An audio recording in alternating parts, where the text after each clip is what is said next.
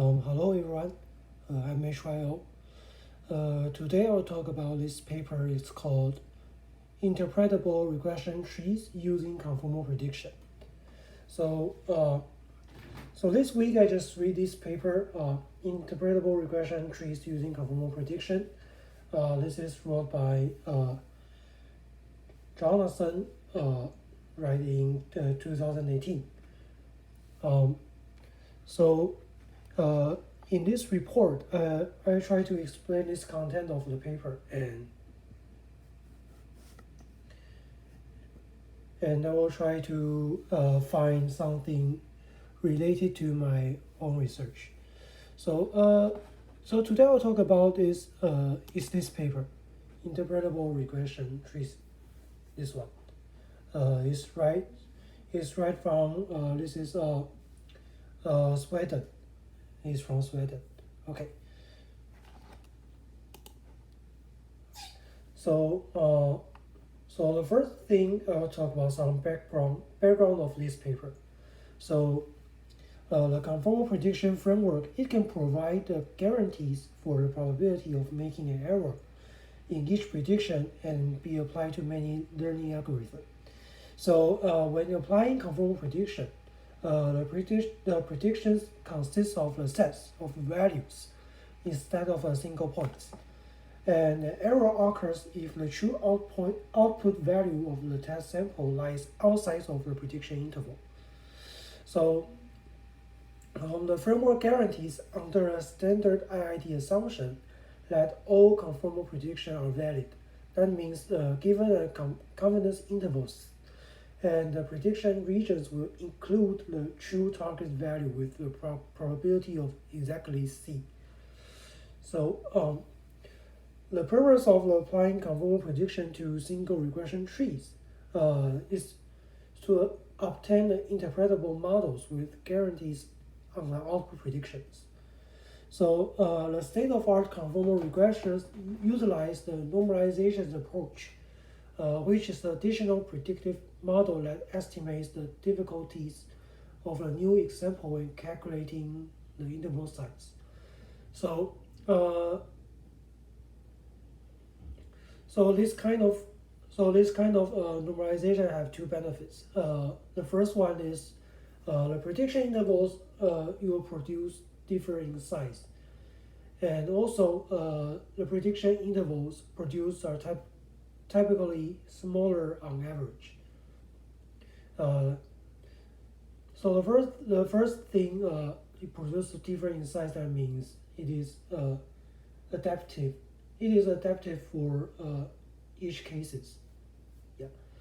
Yeah. So because the interval will be adaptive, so it will become suitable for every new test data. So usually it will become more smaller because it will reduce some maybe not suitable interval for some test points. So in this case, for a single regression tree, however, this procedure is somewhat problem because it will result in that the test instance fall into the same leaf. Maybe it will receive different prediction. That means if some different points that will lie in the same leaf, but you get a different results. So this will be a problem. So in this paper, the method of normalizing prediction intervals, you will use the standard deviation of labels. This is applied to conformal regression trees, and it is utilized to construct conformal prediction trees for streaming data, and it has two properties. The first one is all instances predicted by the particular leaf are assigned the same prediction region. And the second one, the validity applies not only to the entire model, but it also to each single rule. That means it will be a local guarantee, not just the marginal. It also has local. So before we mention these methods, we have to know the two conceptions. The first one is regression trees, and the other one will be conformal prediction. So the first one is the regression trees. So it uses the standard binary regression tree model. That means each test will consider one single input variable and contains two mutually exclusive conditions. And each leaf is labeled with a single point estimate. So there is the following steps. So the first one, a regression tree. This is a tree structure model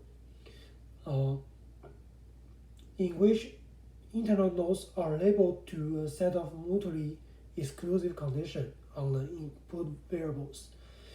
And where for each condition there is associated edge that will lead to a unique node. And the second steps is each leaf nodes of the regression tree will be labeled with an estimate for the output variable y. And the prediction is formed using regression tree for an instance like xi equals to vi until 2xn equals to vn.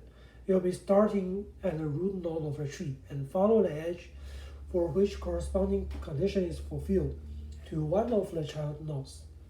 And this procedure is repeated until a leaf node is reached for which the corresponding label is output as the prediction for the instance. Or it will reach maybe some conditions. So there will be stop. It will be like that.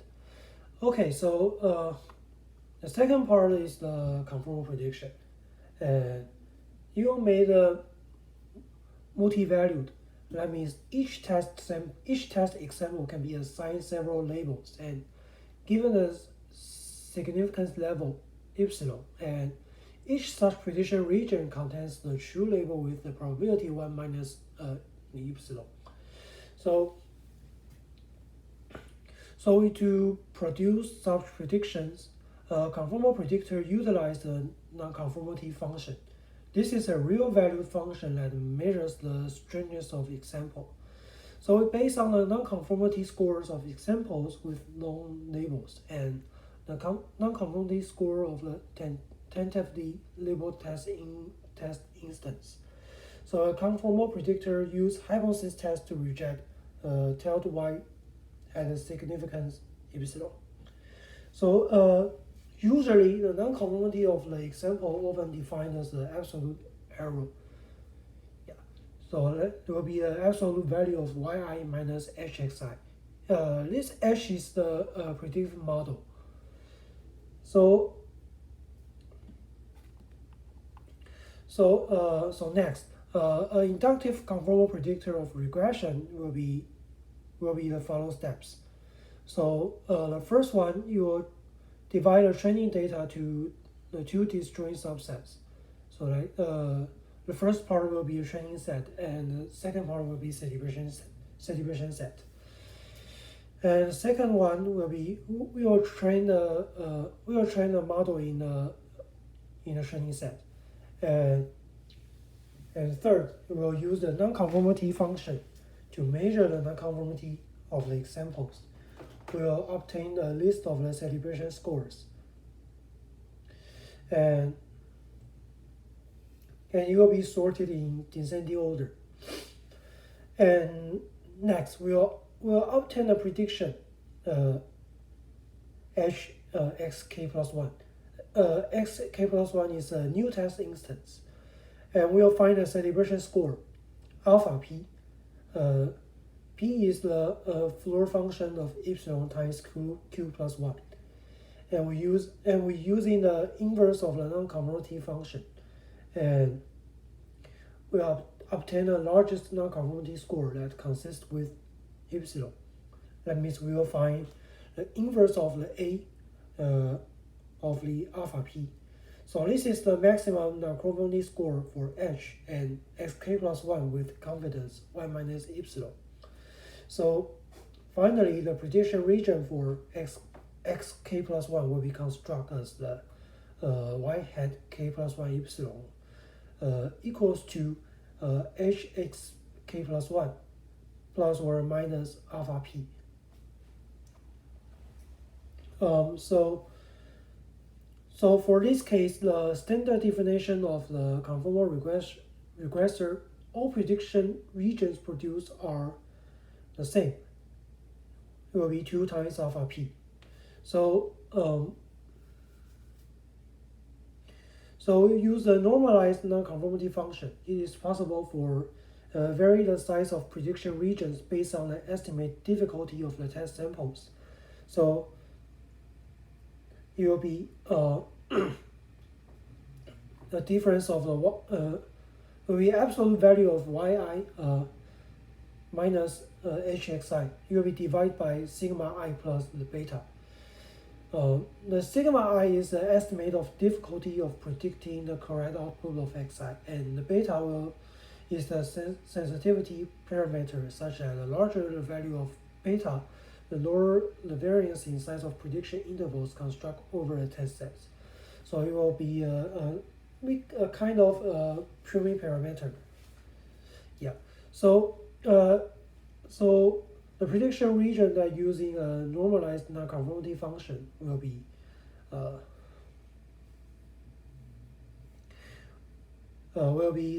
h of x k plus 1 plus or minus alpha p. I think I'm right. I think it is wrong. Yeah. I think there is a typo here. Yeah, it's this one.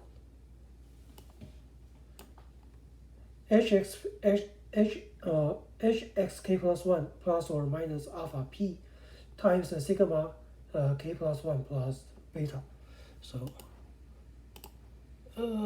this one. And I think there is a comma here. Okay, so the next part is the methods the paper used. So in this paper, they use the several methods to do the experiment. So the first one is the standard global ICP. That means the standard ICP. The step is here. Yeah, it's this one. It is a standard ICP. Okay. So the second one is normalized global ICP using the ANN to estimate the difficulty. So use a normalized nonconformity function where the difficulty of each instance is predicted by the linear ANN. And that means nonconformity score used by this one, and this will used by ANN. And we can find that using this approach, the two test instances falling into the same leaf may obtain a different prediction regions. So the third one is similar, but it used the k-neighbors to estimate the difficulty. Yeah, and the fourth one is the normalized local ICP using standard deviation to estimate the difficulty. So you just use a local normalization for each leaf, and leading to that, all test instances falling into a separate leaf will obtain the same prediction interval. So this difficulty is the standard deviation of the true targets over training instance falling that leaf. Yeah. And the last one is boundary ICP. So the absolute error is used the nonconformity function, but it is applied locally to each leaf. That means different celebration instances are used in each leaf. Yeah. So yeah. So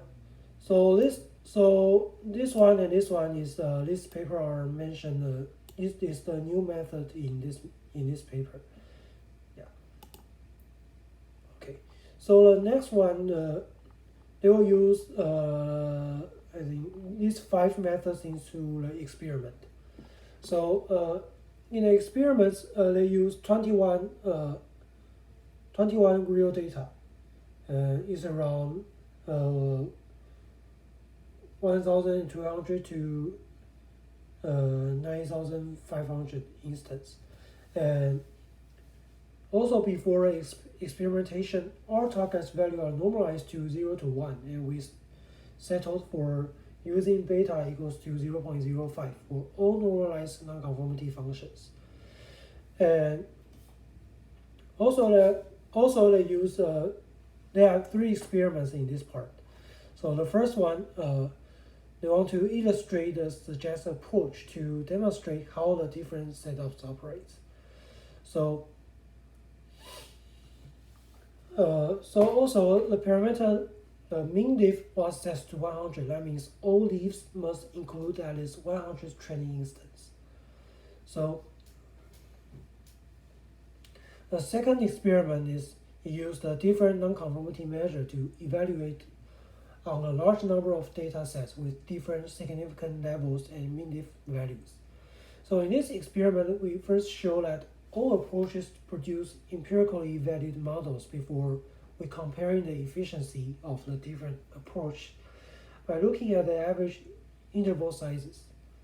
And the third experiment is we compared SG, that means standard global, normalized local ICP using standard deviation to estimate the difficulty and boundary ICP methods.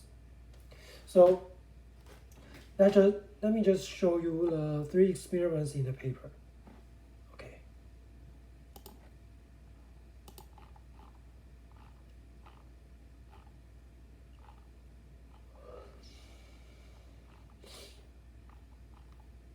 Okay, so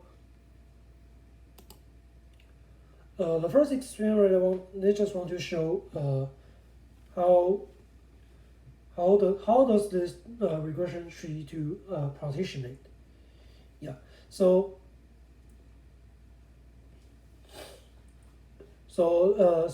we can see this figure 1. This is the regression tree for this data set, workage data set. Yeah, so this regression tree we can get this one. And also for this one, this is using a global ICP, so we can get this interval, and we can see all the average length looks very same. Is around 0.3, 0.3, and 0.3 here. Yeah. And the figure 3, this is they use the normalized local ICP. So we can see here is the interval in each leaf is different, and there are these intervals are adapted, and we can see figure 2 and figure 3. We can see one situation. For example, we can see this one. They have 15 test points here, and all the points are in this interval. And so does this one. 34 points here, and all the points in the interval. But here, when x6 is larger and equal to 10.58, there are 27 points. There are 27 points are larger than this one, but they have 11 points are outside. They are not in this interval. But this epsilon is equal to 0.1. So that means this one the coverage is 100%, 100%, but this one is only maybe it's around 60%, maybe 60%. Yeah. So global ICP is also has similar problems. So the next one, the boundary ICP. The boundary ICP will solve this problem.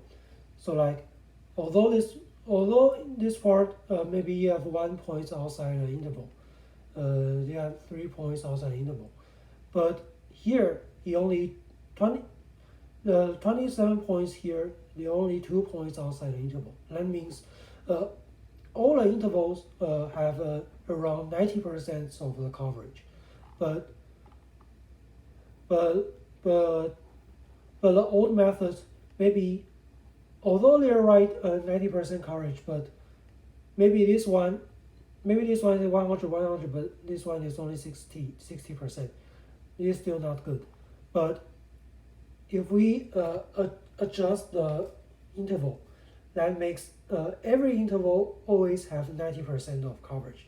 This is we want to see, and this method is the better one than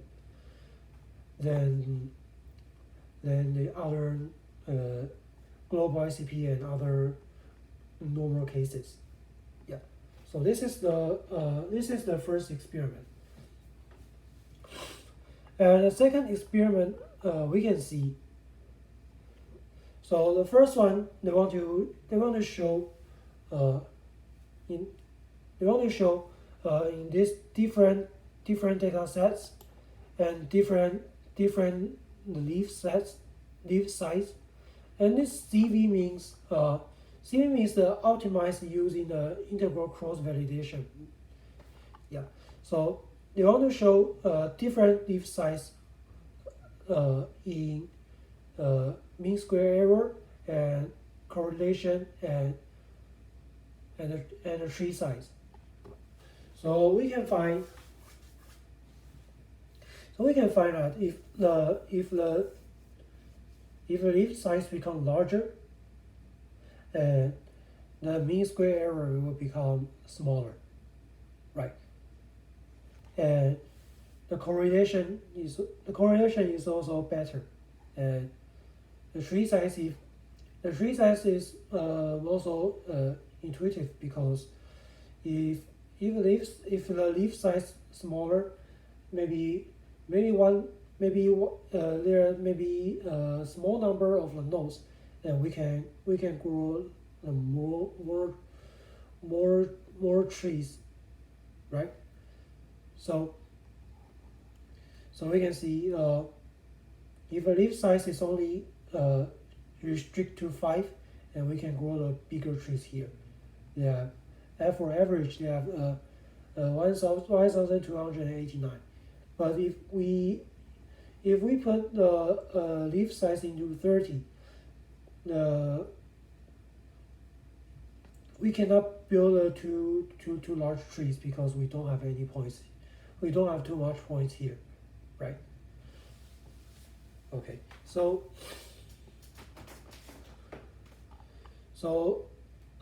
this is the basic information here. So this is for the coverage. So we can see the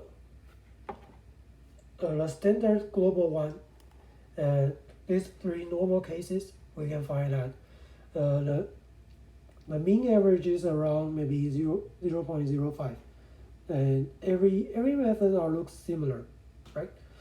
But we can see the average length here. You have a significant difference. So we can see if the normal case is always better than the standard global, right? Especially when the leaf nodes become larger.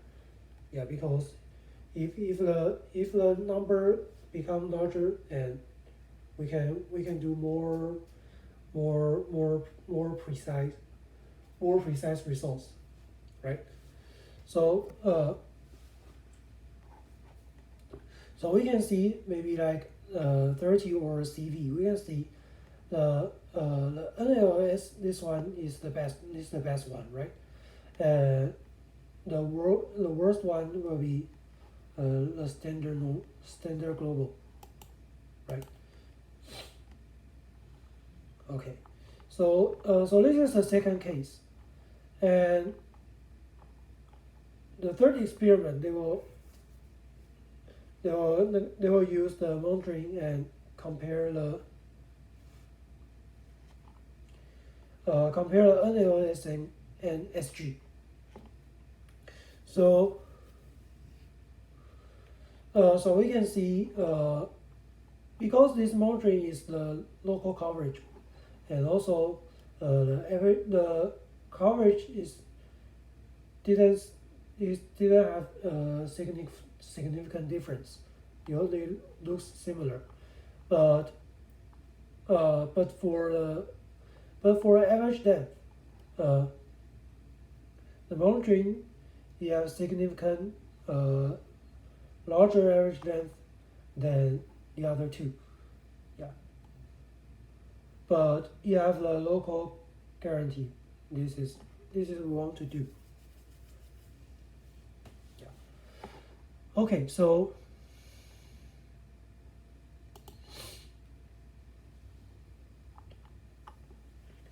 this is the results for this experiment. So let me do the summary of these three experiments.